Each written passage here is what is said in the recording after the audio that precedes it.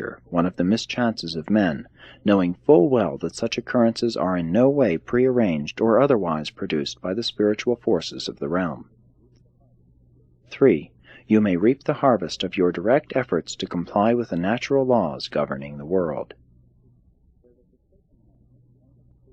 There was a certain man who planted a fig tree in his yard, and when he had many times sought fruit thereon and found none, he called the vine-dressers before him and said, Here have I come these 3 seasons looking for fruit on this fig tree, and have found none. Cut down this barren tree. Why should it encumber the ground? But the head gardener answered his master, Let it alone for 1 more year, so that I may dig around it, and put on fertilizer, and then next year, if it bears no fruit, it shall be cut down. And when they had thus complied with the laws of fruitfulness, since the tree was living and good, they were rewarded with an abundant yield.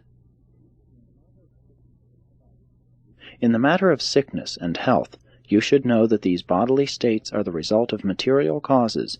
Health is not the smile of heaven, neither is affliction the frown of God. The Father's human children have equal capacity for the reception of material blessings. Therefore does he bestow things physical upon the children of men without discrimination. When it comes to the bestowal of spiritual gifts, the Father is limited by man's capacity for receiving these divine endowments. Although the Father is no respecter of persons, in the bestowal of spiritual gifts he is limited by man's faith, and by his willingness always to abide by the Father's will. As they journeyed on toward Philadelphia, Jesus continued to teach them and to answer their questions having to do with accidents, sickness, and miracles, but they were not fully able to comprehend this instruction. 1 hour of teaching will not wholly change the beliefs of a lifetime. And so Jesus found it necessary to reiterate his message, to tell again and again that which he wished them to understand. And even then they failed to grasp the meaning of his earth mission until after his death and resurrection. 5. The congregation at Philadelphia.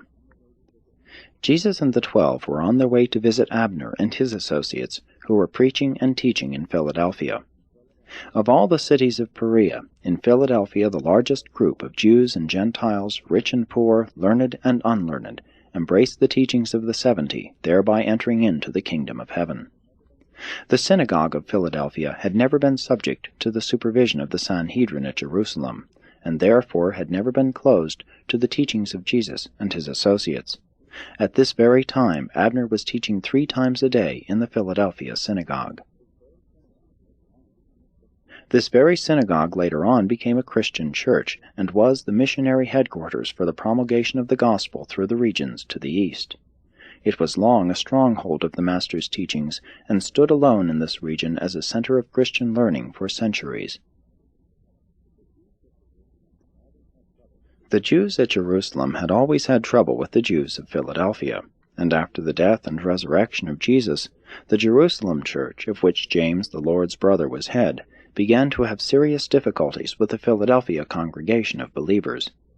Abner became the head of the Philadelphia church, continuing as such until his death. And this estrangement with Jerusalem explains why nothing is heard of Abner and his work in the gospel records of the New Testament. This feud between Jerusalem and Philadelphia lasted throughout the lifetimes of James and Abner, and continued for some time after the destruction of Jerusalem. Philadelphia was really the headquarters of the early church in the south and east, as Antioch was in the north and west.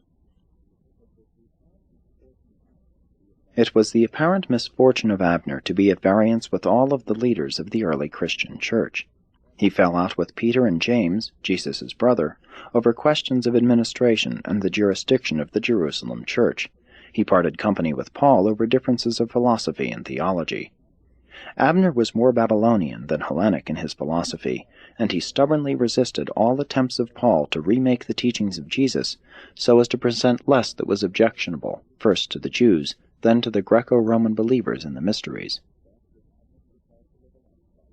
Thus was Abner compelled to live a life of isolation. He was head of a church which was without standing at Jerusalem. He had dared to defy James, the Lord's brother, who was subsequently supported by Peter. Such conduct effectively separated him from all his former associates. Then he dared to withstand Paul. Although he was wholly sympathetic with Paul in his mission to the Gentiles, and though he supported him in his contentions with the church at Jerusalem, he bitterly opposed the version of Jesus' teachings which Paul elected to preach. In his last years, Abner denounced Paul as the clever corrupter of the life teachings of Jesus of Nazareth, the Son of the living God.